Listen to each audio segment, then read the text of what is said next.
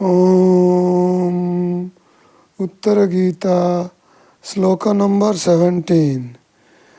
ततः सवेदनः सद्यो जीवः प्रच्यवते क्षरात् शरीरं त्यजते जन्तुश्छिद्यमानेषु मर्मसु। जब मर्मस्थान छिन्न भिन्न होने लगते हैं तब वेदना से व्यथित हुआ जीव तत्काल इस जड़ शरीर से निकल जाता है। उस शरीर को सदा के लिए त्याग देता है। श्लोक नंबर 18।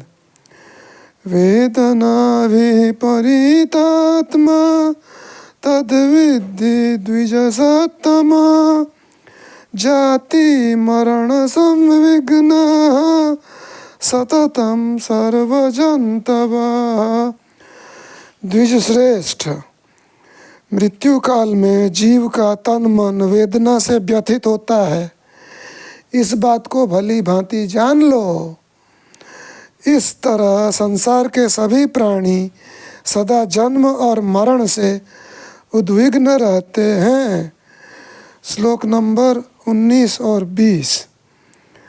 दृश्यन्ते सन्त्यजन्तश्च शरीराणि द्विजर्षभ गर्भसंक्रमणे चापि मर्मणा मतिसर्पणे तादृशीमेव लभते वेदनां मानवः पुनः विर्न संधिरतः क्लेद मद्भिः स लभते नरः। विप्रवर, सभी जीव अपने शरीर का त्याग करते देखे जाते हैं। गर्भ में मनुष्य प्रवेश करते समय तथा गर्भ से नीचे गिरते समय भी वैसी ही वेदना का अनुभव करता है। मृत्यु काल में जीवों के शरीर की संधियाँ टूटने लगती हैं और जन्म के समय वह गर्भस्थ जल से भीगकर अत्यंत व्याकुल हो उठता है। श्लोक नंबर 21 और 22। यथा पंचसु भूतेषु सम्भूतत्वं नियच्छति शैत्यात् प्रकुपितः काये तीव्रवायु समीरितः। यः स पंचसु भूतेषु प्राणापाने व्यवस्थितः स गच्छत्युर्ध्वगो वायुः कृच्छ्रान् मुक्त्वा शरीरिणः। अन्य प्रकार की तीव्र वायु से प्रेरित हो शरीर में सर्दी से कुपित हुई जो वायु पांचों भूतों में प्राण और अपान के स्थान में स्थित है, वही पंचभूतों के संघात का नाश करती है तथा वह देहधारियों को बड़े कष्ट से त्याग कर ऊर्ध्वलोक को चली जाती है। पंचवायु क्या है? प्राण, अपान, व्यान, समान और उदान। यहाँ वर्णन है प्राण का और अपान का। प्राणवायु के लिए आप ये प्राण मुद्रा करें, अपान वायु के लिए आप ये अपान मुद्रा करें।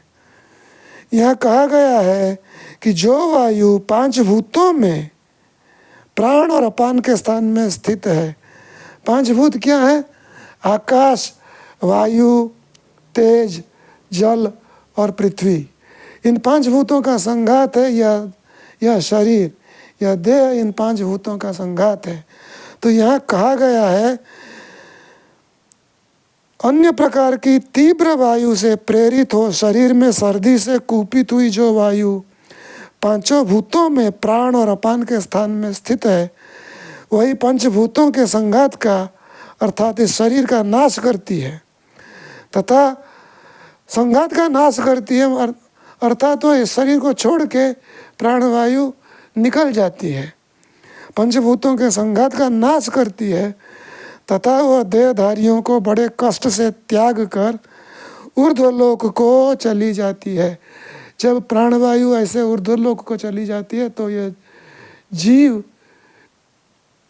कहते हैं कि यह जीव या जीवात्मा यह शरीर छोड़ के चला जाता है और यह शरीर यहाँ पड़ा मर जाता है।